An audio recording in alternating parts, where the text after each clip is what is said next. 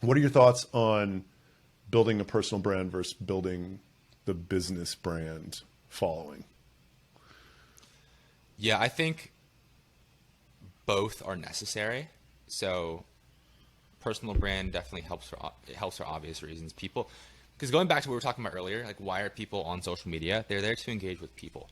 Yeah. I work in social media, and I don't remember the last time I've engaged with a brand account from my Right. personal account.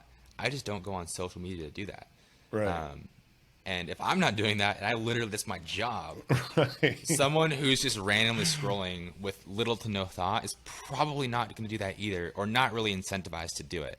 Yeah. So in a lot of cases, especially if you're a brand that doesn't already have a lot of recognition, so if you're not like a McDonald's or a Pepsi or a Wendy's or Yeah. whatever, any big name brand that anyone would already know, you're going to have a really hard time growing a real brand social media presence from scratch without an influencer network, without an active founder, or not even a founder, without an active team, just in general. It's very hard to do. So if I were starting from scratch, if you have a great product and you just want to get it out there on social, I would grow the founder's account on LinkedIn.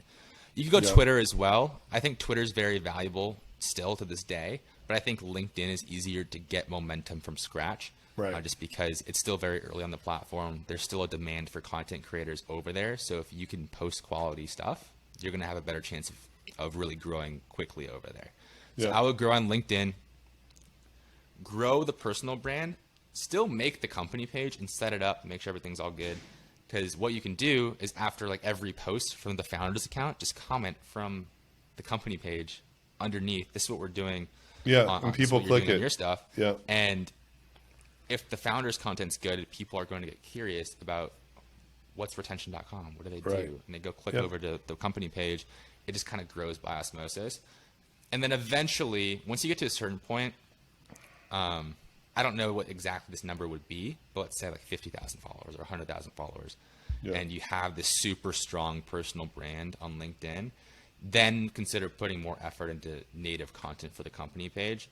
But you can get a lot of the way there just through having a strong personal brand. And Yeah. assuming it's the founder's brand, you're not really at risk for, like, the founder's not going to leave in most cases. I mean, Right. I'm sure there are exceptions to that rule, but it's not the same as a mid-level employee having a personal brand, which is still a valuable asset, but there is that risk of what if they leave, then Yeah. you're kind of screwed. Yeah. But growing the founder's personal brand's pretty foolproof. And then from there, transitioning that into then growing the company page with dedicated content.